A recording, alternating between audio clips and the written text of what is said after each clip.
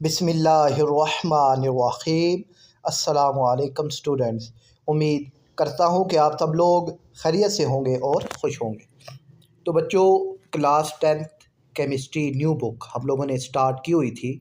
तो उसका chapter number 5 reaction kinetics, उसके एमसीक्यूज़ हमने पहले सॉल्व कर लिए थे। तो आज इसके शॉर्ट क्वेश्चन सॉल्व करने हैं। तो पहला शॉर्ट क्वेश्चन है, draw energy diagram that represent the activation energy and show the effect of a catalyst।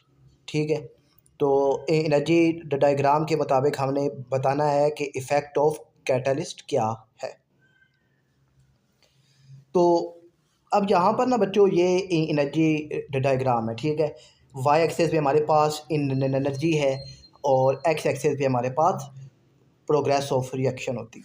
अब आप सबसे पहले बच्चों इसको देखिए, ये इस डायग्राम को। अब यहाँ पर है एक्टिवेशन एनर्जी विदाउट कैटलिस्ट। अब विदाउट कैटलिस्ट आप देखें एनर्जी ज़्यादा है, ज़्यादा रिक्वायर्ड है, और एक्टिवेशन एनर्जी विद कैटलिस्ट तो ये देखें ये एनर्जी क्या हो गई है, कम हो गई है। ठीक है, तो activation energy without catalyst energy ज़्यादा रिक्वायर्ड होती है और with catalyst energy come required होती है। अब आपने लिखना कैसे है इसका जवाब, तो the energy diagram show how a catalyst lower the activation energy of a reaction. ठीक है, without a catalyst more energy is needed और with a catalyst less energy is needed, so the reaction become faster. तो ये आपने जवाब लिखना है और ये डायग्राम भी आपने इसकी प्रैक्टिस करनी है। इजी डायग्राम है, ये भी आपने बनानी है। तो ये जो है शॉर्ट क्वेश्चन नंबर 1 उसका जवाब है। सवाल नंबर 2 है बच्चों आपके पास, what is the effect of a catalyst on the following, कि ये जो है इनका जो कैटलिस्ट पर क्या इफ़ेक्ट होता है, द रेट ऑफ रिएक्शन और the energy of activation. Catalyst increase the rate of a chemical reaction. जो कैटलिस्ट है वो रिएक्शन के रेट को इंक्रीज करता है, बढ़ाता है। It help the reactants to form product faster by providing an easier path for the reaction to happen। अब ये रिएक्टेंट्स को ईजियर पाथ प्रोवाइड करता है ताकि जो प्रोडक्ट है वो जल्दी और तेज़ी से बन जाए। It does this by lowering यानी अब the activation energy minimum energy needed for a reaction to start. ठीक हो गया। When the activation energy is lower, more particle, अब जब एक्टिवेशन एनर्जी कम होती है तो क्या होता है, मोर पार्टिकल हैव इनफ एनर्जी। तो अब जब जो है अब एक्टिवेशन एनर्जी वो हो गई कम। ठीक है, जब वो कम हो गई तो फिर अब जो एनर्जी बची वो एनर्जी जो है पार्टिकल्स उनको रिएक्ट, अब जो एनर्जी है वो पार्टिकल्स की फ्रीक्वेंसी ऑफ सक्सेसफुल कोलिजन को इंक्रीज कर देती है, मेकिंग द रिएक्शन फास्टर, जिसकी वजह से रिएक्शन फास्ट हो जाता है। अब इसकी अगर आप एग्जांपल लिखना चाहें तो hydrogen peroxide decompose slowly on its own, but when manganese dioxide is added. अब हाइड्रोजन पर ऑक्साइड डिकम्पोज होती है खुद ब खुद आहिस्ता से, अगर मैग्नीज डाइऑक्साइड MnO2 ऐड कर दिया जाए as a catalyst, the decomposition become very fast, तो वो बहुत ज़्यादा तेज़ हो जाती है।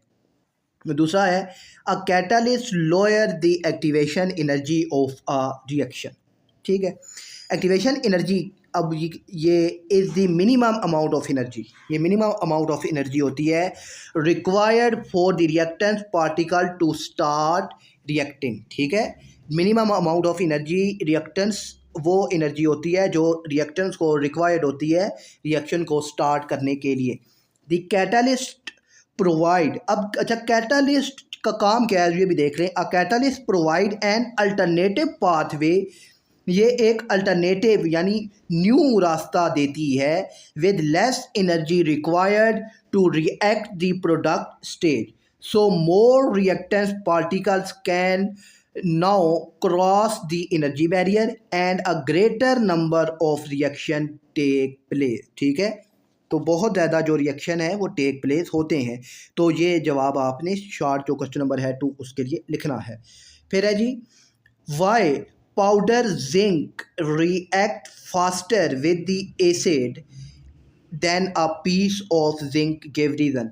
कि अब जो पाउडर जिंक है वो जल्दी रिएक्ट करता है एसिड के साथ बनिस्बत के जिंक के अगर पीस यानी टुकड़े हों, तो इसका जवाब दें। तो अब ये जिंक HCl एसिड के साथ रिएक्ट उसने किया तो बना दिया ZnCl2 और साथ H2। अब जल्दी क्यों रिएक्ट करता है पाउडर? तो powder zinc has a larger surface area. जो पाउडर जिंक होता है उसका सरफेस एरिया लार्जर होता है, so it react faster with acid due to more collisions between particle. ठीक है, पाउडर जिंक का सरफेस एरिया ज़्यादा होता है जिसकी वजह से जो है वो अब जो पार्टिकल के दरमियान कोलिजन होती है वो भी ज़्यादा होती है, इसलिए वो ज़्यादा जल्दी एसिड के साथ रिएक्ट करता है बनिस्बत उसके उसके पीस बने हों। ठीक है, और फिर है जी बच्चों हमारे पास है नेक्स्ट यानी फोर्थ है कि list physical parameters which are effect by reaction rates. कि वो कौन से फिज़िकल पैरामीटर्स हैं जो रेट ऑफ रिएक्शन को अफेक्ट करते हैं। अब फिज़िकल पैरामीटर्स तो change in mass during a chemical reaction के दौरान the mass of the reactants decrease. तो मैस ऑफ रिएक्टेंट डिक्रीज होता है because they are use up, क्योंकि वो इस्तेमाल हो जाता है। While the mass of the product increase, और mess of the product increase हो जाता है एज दे फॉर्म, जब वो बन जाता है। ठीक है, तो जो दूसरा फिजिकल पैरामीटर है formation of gas. In some reactions a gas is produce if the gas escaped, अगर गैस इस्केप हो जाए यानी इन एन ओपन सिस्टम, अगर ओपन सिस्टम है, the total mass of the reaction mixture decrease, तो total mass of the जो reaction है वो डिक्रीज हो जाता है। इन अ क्लोज सिस्टम, अगर सिस्टम क्लोज है, where gas can not escape, close system में गैस जो है वो इस्केप नहीं होती, द प्रेशर इंक्रीज, तो प्रेशर इंक्रीज होता है as more gas is formed, और ज़्यादा गैस फॉर्म्ड होती है because the volume stays the same, क्योंकि वॉल्यूम उसका सेम होता है और गैस इस्केप नहीं होती तो प्रेशर इंक्रीज होता है। और तीसरा फिजिकल पैरामीटर है बच्चों temperature. When the temperature of a reaction increase, जब रिएक्शन का टेम्परेचर इंक्रीज किया जाता है, द पार्टिकल मूव फास्टर। ठीक है, अब पार्टिकल जो है वो तेज़ी से मूव करते हैं, causing them to collide more often. तो अब जब पार्टिकल तेज़ी से मूव करते हैं तो जो कोलाइड्स भी जो है वो भी उनकी जो स्पीड है वो भी बढ़ जाती है। This increase in collision frequency result in faster reaction rate. तो फिर क्या होता है कि जो रिएक्शन का रेट है वो फास्टर हो जाता है। ठीक है, तो ये फिजिकल पैरामीटर्स हैं, ठीक है, कि जो रेट ऑफ रिएक्शन को अफेक्ट करते हैं। ठीक है, और थर्ड है बच्चों यानी जी अब यहाँ पर जो क्वेश्चन की नंबरिंग है वो थोड़ी सी चेंज हो गई है, तो ये वाला थर्ड, ये फोर्थ और ये फिफ्थ है बच्चों आपका। Explain collision theory and its key components, कि कोलिजन थ्योरी को एक्सप्लेन कीजिए और उसके जो कंपोनेंट्स हैं वो बताइए। Collision theory explain that chemical reaction occur, chemical reaction उस वक्त अकर होता है when particle collide with sufficient energy, जब पार्टिकल कोलाइड्स कर रहे हो तो उनके पास सफिशिएंट एनर्जी हो, एंड द करेक्ट ओरिएंटेशन, और उनकी जो ओरिएंटेशन है यानी जो उनकी डायरेक्शन है वो भी ठीक हो। The key components are collision frequency, ठीक है। More collision lead to a higher reaction rate, यानी उनकी जो टकराने की जो आप कह लें कि रफ्तार है वो हायर हो, ठीक है। More collision lead to higher reaction rate, कि ज़्यादा टकराव होगा तो ज़्यादा रिएक्शन का रेट होगा। एनर्जी ऑफ कोलिजन, कि अब जब जो पार्टिकल को कोलाइड कर रहे हैं उनकी एनर्जी, तो particle must have sufficient energy या enough energy to overcome the activation energy, कि पार्टिकल के पास इतनी एनर्जी हो कि वो एक्टिवेशन एनर्जी को ओवरकम कर सके। प्रॉपर ओरिएंटेशन, कि उनकी जो सिमत है वो भी प्रॉपर हो। Particle must collide in the correct orientation for a reaction, कि रिएक्शन के दरमियान उनकी जो ओरिएंटेशन है, जो सिमत है वो ठीक होनी चाहिए। ये इसके की का कंपोनेंट्स बता रहा हूँ मैं आपको। Activation energy, the minimum energy required for a successful reaction, कि कामयाब रिएक्शन के लिए मिनिमम एनर्जी रिक्वायर्ड है। तो ये इसके की कंपोनेंट्स हैं। और फिर है जी बच्चों हमारे पास नेक्स्ट है 6 है, discuss the effect of changing the concentration of a reactants on the rate of a reaction, कि इफ़ेक्ट आप मुझे बताएं कि कंसंट्रेशन ऑफ द रिएक्टेंट्स को अगर चेंज कर दिया जाए, यानी मिकदार को अगर चेंज कर दिया जाए जो, तो रेट ऑफ रिएक्शन पर क्या इफ़ेक्ट पड़ेगा। अब concentration of reactants, the more reactants particles there are in a given space, अगर given space में reactants के particle more हों, ज़्यादा हों, the more likely they are to collide, तो वो more likely यानी ज़्यादा जो है वो collide करेंगे।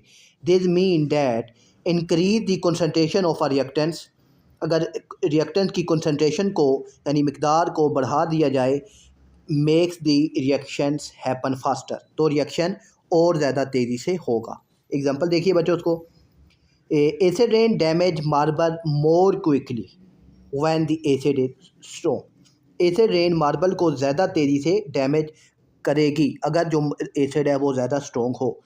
To antacid tablet neutralise stomach acid, अब जो मैदिक का जो तेजाबियत होती है, stomach acid hydrochloric acid HCl को स्टमक एसिड भी कहते हैं, ठीक है। टू एंटासिड टैबलेट जो स्टमक की एसिडिटी को न्यूट्रलाइज करते हैं a faster than one tablet because they are more reacting particle, ठीक है ना। आप अगर एक टैबलेट लें तो उसके मुकाबले में अगर आप 2 टैबलेट ले लेते हैं तो 2 टैबलेट जल्दी जो है वो स्टमक एसिड को न्यूट्रलाइज करेगी, क्योंकि 2 टैबलेट हैं तो अब मिकदार कंसंट्रेशन ज़्यादा हो गई है।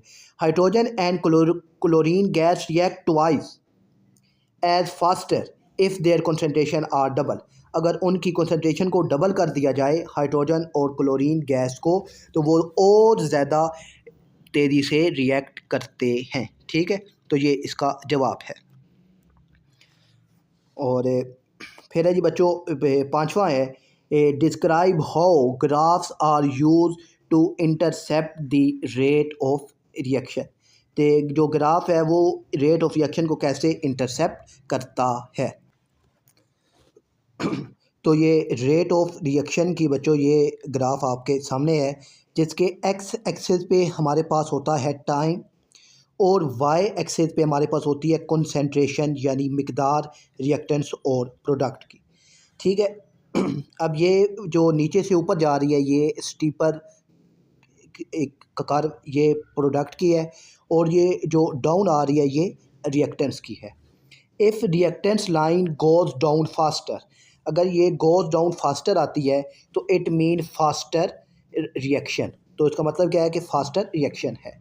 और if product line goes up steeper, और अब प्रोडक्ट लाइन स्टीपर अगर गोज अप जाती है तो it's also mean faster product formation, तो इसका मतलब क्या है कि प्रोडक्ट की फॉर्मेशन भी फास्टर हो रही है।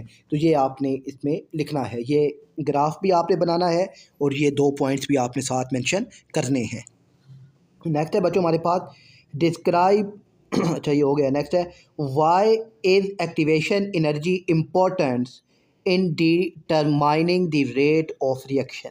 रेट ऑफ रिएक्शन को डिटरमाइन करने के लिए एक्टिवेशन एनर्जी क्यों अहम है, इसकी वजाहत करें।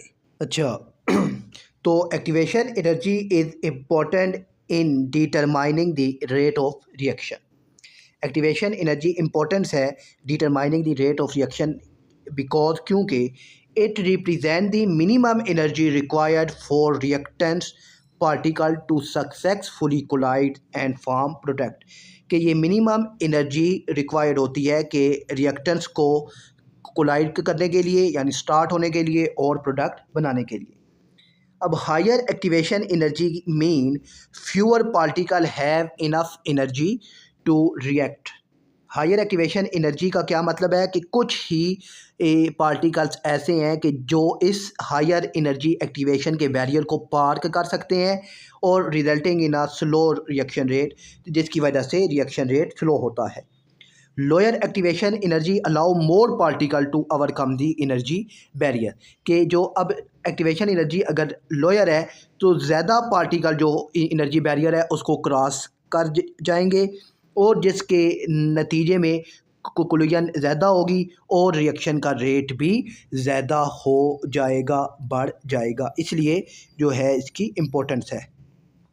और फिर है जी if you increase the temperature of a reaction, how does this affect the kinetic energy of particles? कि अगर टेम्परेचर को इंक्रीज कर दिया जाए तो ये काइनेटिक एनर्जी के पार्टिकल्स पर क्या इफ़ेक्ट करता है। When the temperature of a reaction is increased, जब रिएक्शन का जो टेम्परेचर है उसको इंक्रीज़ किया जाता है, the particle gain more kinetic energy and move faster. तो पार्टिकल जो हैं वो मोर काइनेटिक एनर्जी को गेन करते हैं और तेज़ी से मूव करते हैं। Faster moving particle collide more frequently and with greater force. अब पार्टिकल जो मूव तेज़ी से मूव करते हैं तो वो मोर फ्रिक्वेंटली जो है वो कोलाइड करते हैं ग्रेटर फोर्स के साथ। दिस अब फोर्स जो है वो ज़्यादा हो जाती है।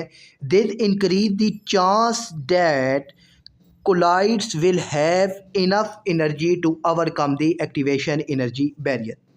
चांस जो है वो बढ़ जाता है तो जिसकी वजह से अब पार्टिकल्स की जो एनर्जी है वो इतनी ज़्यादा हो जाती है कि वो एक्टिवेशन एनर्जी के बैरियर को क्रॉस कर जाते हैं, leading to a higher rate of reaction, जिसकी वजह से रेट ऑफ रिएक्शन जो है हायर होता है। Essentially higher temperature make reactions occur, ठीक है, higher temperature make reaction occur more quickly. अगर टेम्परेचर ज़्यादा हो जाए तो रिएक्शन जो है वो मोर क्विकली अकर होता है बाय इन्हेंसिंग दी एनर्जी को इन्हेंस करता है, बढ़ा देता है, and frequency of particle collision, और पार्टिकल की जो कोलिजन की स्पीड है उसको भी बढ़ा देता है। तो टेम्परेचर इंक्रीज़ होगा तो पार्टिकल जो है वो उनकी स्पीड भी इंक्रीज़ होगी, जिसकी वजह से रेट ऑफ रिएक्शन भी इंक्रीज़ होगा। नेक्स्ट है बच्चों हमारे पास, why do only a fraction of collisions lead to a reaction according to collision theory. के कोलिजन थ्योरी के मुताबिक के जो कोलिजन क्या जो उन के कुछ ही जो उसके फ्रैक्शंस हैं हिस्से हैं वो रिएक्शन में हिस्सा लेते हैं या रिएक्शन करते हैं। क्यों? तो वो इसलिए कि particle must collide with sufficient energy, के पार्टिकल्स को कोलाइड करने के लिए सफिशिएंट एनर्जी यानी एक्टिवेशन एनर्जी रिक्वायर्ड होती है। They must have the correct orientation, और उनकी जो ओरिएंटेशन है, डायरेक्शन है, सिमत है, वो भी ठीक होनी चाहिए। Without both the collision is unsuccessful. तो इन दो के जो पॉइंट 1 और 2 है, इन दो के अलावा के बग़ैर जो कोलिजन है वो नहीं होती। तो इसलिए कुछ ही जो पार्ट्स हैं वो फ्रैक्शन में हिस्सा लेते हैं। Only a fraction of total collision are affected. तो ये आपने इसका जवाब लिखना है। नेक्स्ट है बच्चों हमारे पास, evaluate how increasing activation energy effect the rate of reaction, कि अब इंक्रीजिंग एक्टिवेशन एनर्जी अगर की जाए तो ये रेट ऑफ रिएक्शन को अफेक्ट कैसे करेगी। तो इसका जवाब है higher activation energy means fewer particles can react. Higher activation energy का मतलब है कि कुछ ही पार्टिकल्स रिएक्ट कर सकते हैं।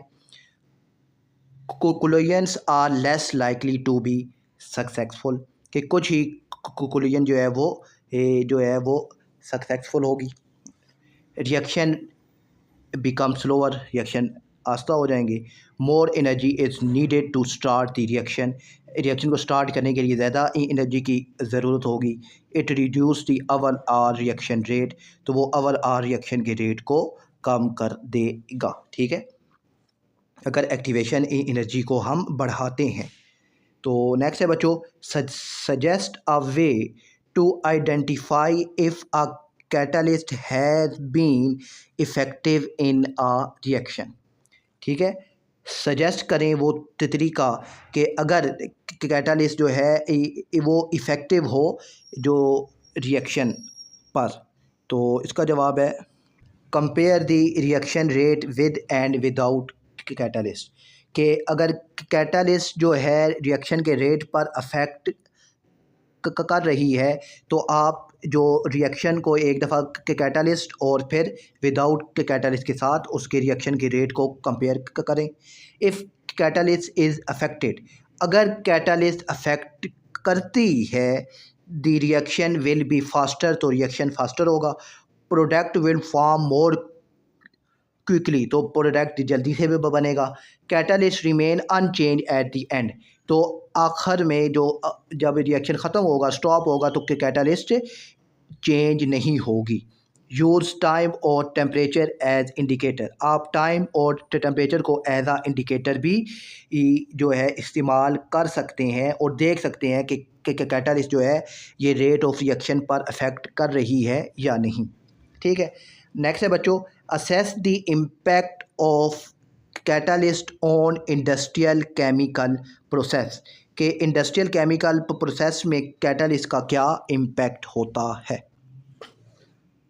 Catalyst increase reaction speed saving time. ठीक है, कैटलिस्ट रिएक्शन की स्पीड को इंक्रीज करता है और टाइम को सेव कर देता है। Lower energy cost as less heat is needed, जो एनर्जी की कॉस्ट है वो भी कम हो जाती है और कम हीट की ज़रूरत होती है।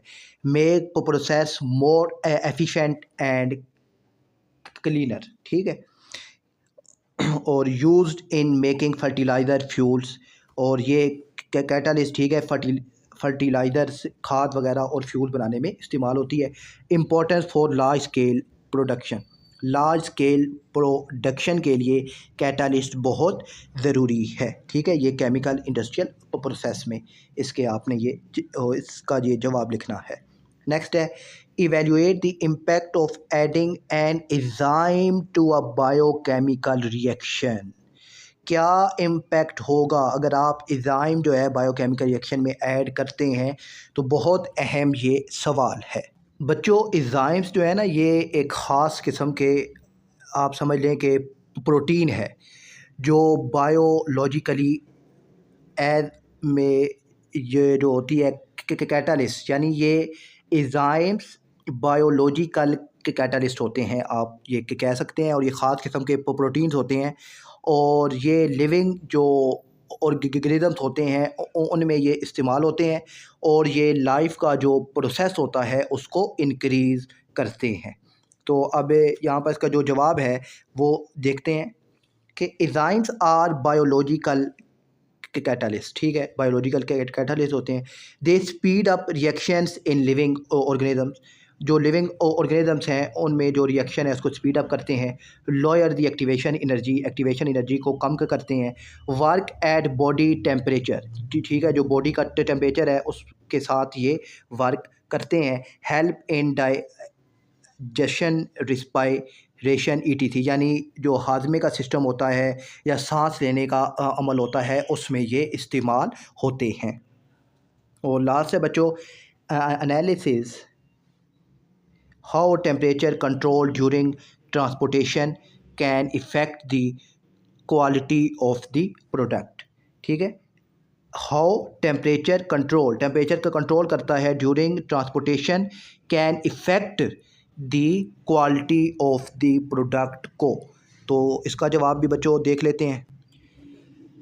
अब इसका जवाब है बच्चों के, अब जो टेम्परेचर है वो क्वालिटी ऑफ प्रोडक्ट पर कैसे इफ़ेक्ट करता है या उसको कैसे कंट्रोल करता है। तो उसका जवाब आपने लिखना है, proper temperature keeps product fresh and safe. अगर टेम्परेचर प्रॉपर हो तो जो प्रोडक्ट्स हैं वो फ्रेश और सेफ रहती हैं। हायर हीट में कॉज स्पॉइल, अगर हाई टेम्परेचर है यानी ज़्यादा गर्मी है तो वो चीज़ जो है वो स्पॉइल हो जाएगी यानी ख़राब हो जाएगी, या रिएक्शन या उसका रिएक्शन हो जाएगा। लो टेम्परेचर में डैमेज सेंसिटिव गुड्स। तो लो टेम्परेचर का मतलब क्या है कि ठंड में, ठीक है ना, लो टेम्परेचर मतलब ठंड हो है तो जो गुड्स की जो सेंसिटिविटी है वो डैमेज हो जाएगी। Prevent bacteria growth in foods, अगर टेम्परेचर प्रॉपर है तो वो बैक्टीरिया की जो ग्रोथ होती है फूड में उससे प्रिवेंट करता है, सेव करता है। Ensure product reach in original condition, और प्रॉपर टेम्परेचर जो है वो इंश्योर करता है कि चीज़ अपनी असली कंडीशन में रहे। तो बच्चों मुझे उम्मीद है कि ये क्वेश्चन आपको समझ आ गए होंगे। अपना बहुत सारा ख्याल रखिएगा। अल्लाह हाफ़िज़।